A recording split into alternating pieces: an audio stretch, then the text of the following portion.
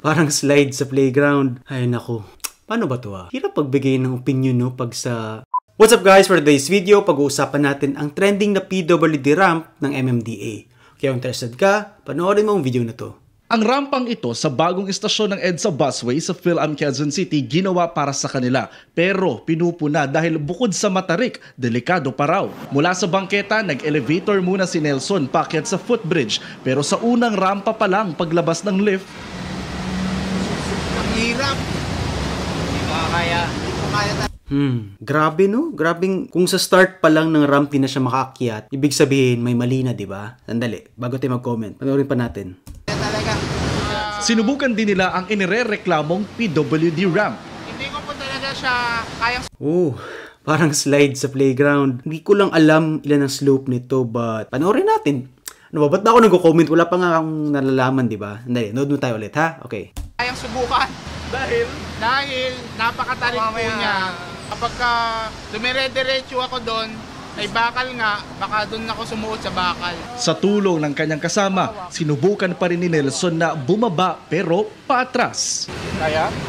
Oo, kaya naman. Kinailangan pa ni Nelson na humawak sa railings para tulungan ng kasama na Ewan ko.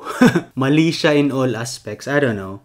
Okay. So, ano bang purpose ng mga ramp, mga wheelchair ramp? Para hindi mahirapan yung mga persons with disabilities, di ba? Pero sa nangyari dito, parang kabaligtaran. Although, nakikita natin yung intent, but the execution, ewan ko kung tama. Ay, hindi siya tama. So guys, sa experience ko kasi sa pagtatrabaho sa public agency, ang nilagay sa utak namin is, kung may mga problema, then hindi mo siya kayang solusyonan ng maayos, wag mo na lang galawin. So, ibig sabihin, kung hindi mo siya kayang i-repair or i-reconstruct per standards, wag mo na lang galawin yan. Sa ganung paraan, ma-prevent mo yung mga disgrasya. I mean, for example, dito, kung ginamit to ng mga PWD without assistance, syempre, dadaos-dos talaga sila. Then, anong resulta niyan? Aksidente. Then, sinong mananagot dyan? Syempre, yung agency na napagawa ng ramp na to. Okay, patuloy tayo.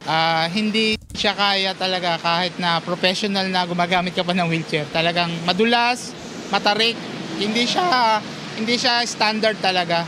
Sir na nagasi. Siya na nga nagsabi, hindi siya standard talaga. So, ano bang standards ng pag-construct ng mga wheelchair ramp or PWD ramp? So, typically, ang slope ng mga wheelchair ramp should be 8.33%. So, ano ba ibig sabihin yan? Ibig sabihin na for every 12 feet na horizontal distance, pwede ka lang maglagay ng 1 foot na vertical distance. So, ang slope nga pala is yung proportion ng vertical distance over the horizontal distance. So, yun yung sa slope. Sa width naman, guys, tingnan natin na... Kasi hindi siya... Ayan. So, ang standard width ng mga ramp should be 48 inches. So, tingin ko na sa 48 inches naman to. And also, another item na kailangan mo i-consider is yung surface ng wheelchair ramps. Kailangan non-slip or rough material yung ginagamit mo para tuwing kuwari may ulan o may mga tubig dyan, hindi masaslide yung mga dadaan dyan ng mga wheelchair. Okay guys, patuloy tayo. Ipinakita namin ng rampa kay Architect Armand Eustaquio. Alinsunod sa batas, dapat nasa 4.8 degrees lang ang incline ng mga PWD ramp. Ayun, 4.8 degrees of incline. Yung akin percent yun eh. So, paano ba yun? So, confirm natin kung tama ba yung 83% na slope. Di ba sabi ko kanina, for every 12 feet na horizontal distance is 1 feet na vertical distance. So, tangent ng 1 divided by 12 equals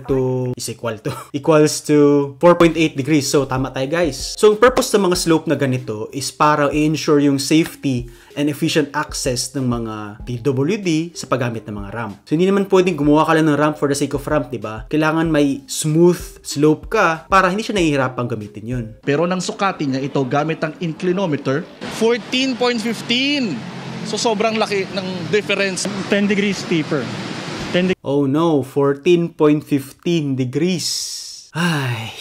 So, it's almost 3 times steeper compared sa typical na standard na slope. Naalala ko guys, gumawa rin ng reaction video about sa steep slope nung hagdanan ni Lloyd Cadena. Yun, pag sobrang steep naman ng hagdanan, mahirapan ka umakyat. Pareho lang rin dito sa mga wheelchair ramp. Patuloy tayo. Than 1 and 12. Ibig sabihin matarik po. Matarik talaga. Bagamat may standard na inirekomenda, nakasaad din sa batas na maaaring hindi sumunod sa standard ng maximum gradient o anggulo ang mga ramp na ilalagay sa mga overpass at underpass. Really?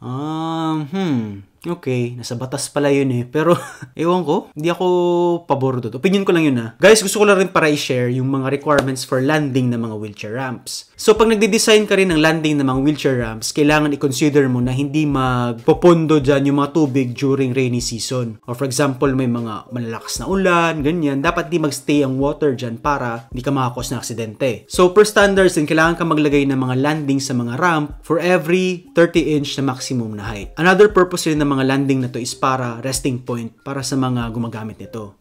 Sabi ng MMDA kaya nila ginawa itong rampa kasi yung elevator pag umakyat hindi pa pantay dito sa may footbridge. Hindi naman daw nila pwedeng itaas pa yung elevator kasi tatama na dun sa may MRT. May clearance pala guys. So parang yung elevator yung ginawa nilang basehan para sa starting point and end point ng mga ramp. But then, dahil dito, yung slope is too steep. Nga, diba? So, ano bang pwede mga solution dito? First, pwede mong bawasan yung height ng each ramp. So, mag-stick ka lang sa 30-inch na maximum height. Another solution is add more landings. Bale, pag kinip mo yung 30-inch na maximum height, every 30-inch malalagay ka ng landing. But then, hindi natin alam kung may mga horizontal restrictions. Hindi natin alam yung current conditions dahil ito lang video na nasa harap natin, diba? So, hindi ko alam kung ba't din pwede gawin. So, nakikita ko guys, ang main problem is yung height ng elevator. Dahil dun binase yung starting point ng mga ramps. And tingin ko, minatch lang nila yung elevation ng landing ng mga ramp sa mismong entrance ng elevator. So, makikita natin dito, kailangan i-keep yung clearance ng from the top of the elevator hanggang sa bottom ng MRT. MRT, LRT? MRT ba yung sabi? MRT pala. Ay, hirap. Binigay na requirement ang MRT na kailangan ganito ang awang nyo doon sa namin, sa structure namin. So, kaya anong nangyari, medyo nag-steep. May solusyon daw sila sa pinupo ng rampa. Lagyan ng hawakan ng railings nito para may kakapitan. Di ba lagi Ano bang standard sa railings ng ramp? Pagkakaalam ko for ramps, kung ang height niya is more than 6 inches, kailangan mo na maglagay ng handrails. So ano bang purpose ng mga handrails ito? For of course, sabi nga ni Madam, for safety and stability ng mga taong gumagamit ng ramp. Another reason is to prevent from falling. Siyempre, sa height ba naman na to, ayaw mo namang may mahulog dyan, di ba? And another thing na consider mo sa mga handrails is dapat consistent yung height niya throughout the ramp itself. But sa opinion ko, dapat even though may handrail, is hindi pa rin ganun nahihirapan yung mga taong umaakyat sa mga ramp na to. Okay guys, patuloy tayo. lagi kami binabatikos na mahirap umakyat na sa mga footbridges namin, hindi sila maka-access sa mga loading stations. So yun yung ginawang solusyon, lagyan ng lift. But yun nga ang problema, restricted yung espasyo, yung lugar. Appreciate natin nag-effort si MMDA na nagawing accessible. Pero yun nga, yung intent sana ng BP 344, yung accessibility law, independent mobility. Sa case nito, mukhang hindi nila kakayanin unassisted, especially mga gumagamit ng wheelchairs.